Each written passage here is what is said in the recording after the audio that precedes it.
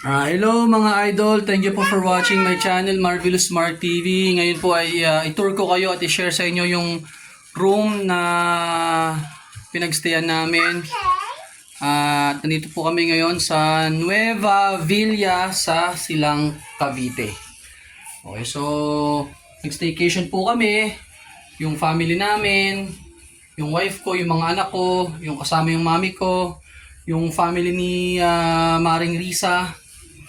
Tsaka si paring Joseph humabol kagabi. Umalis siya ulit kasi may trabaho siya. Pabalik na muli siya mamayang gabi. So, ang layo from Green Hills. Papunta rito sa Silang, Cavite. Halos malapit na rin sa Tagaytay. So, share ko lang po sa inyo itong video. Bakit?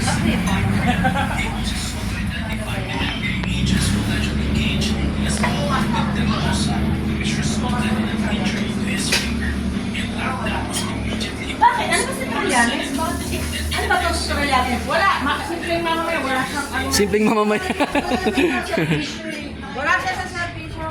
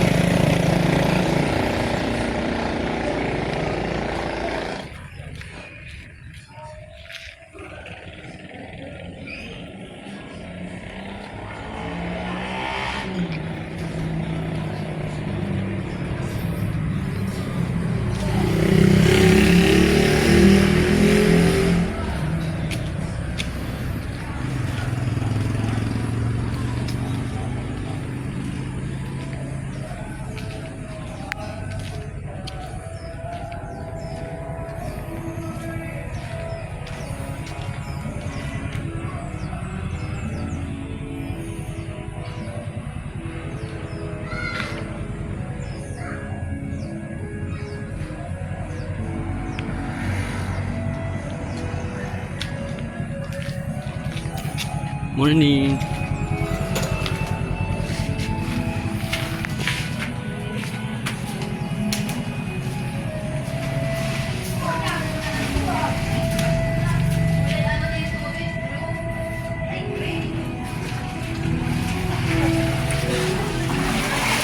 Gray na yung tubig. Hindi na.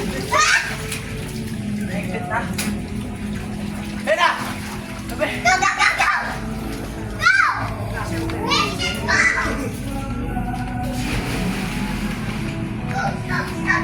Mas na ba to?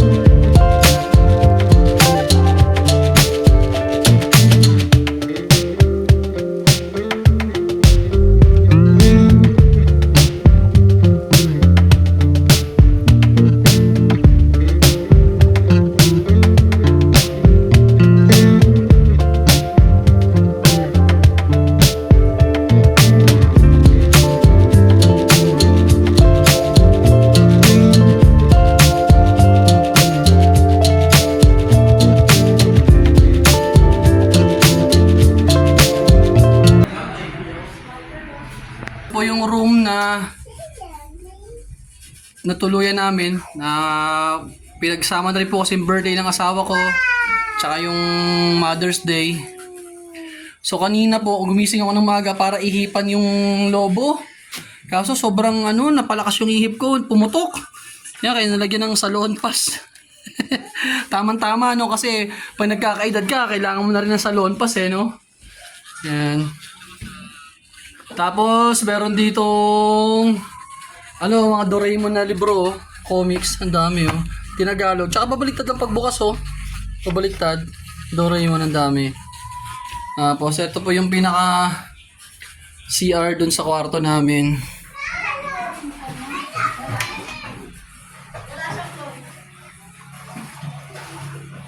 Ayan.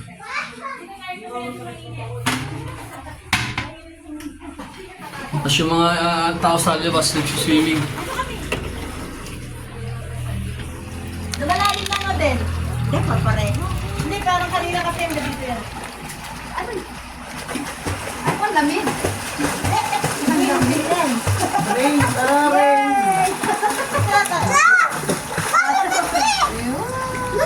Ayan po, huli-huli po ng hidden camera ang mga nagsiswimming. Huwag ka naman ganyan, Cedric. Nakakatakot. Nagaganyan pa. Nagkukuskus pa. Ay, bang lamig. Kailangan yata ng bato, panghilod. Baka kailangan nyo ng panghilod, bato. Saan? Patantaw. Wow, very good. Very good. Hindi marunong lumabay, gaganyan-ganyan.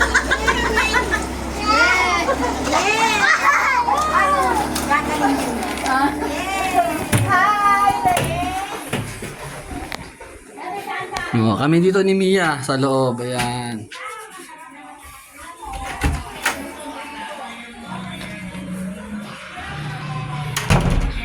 Ito yung kwarto. May isa pang kwarto.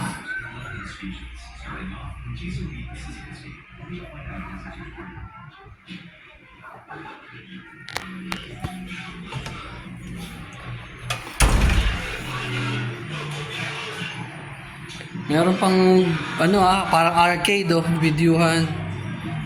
Tapos malaking TV. May PlayStation pa dito. Ay, tama, PlayStation. Pwede kang matulog habang nanonood. Ito yung kusina.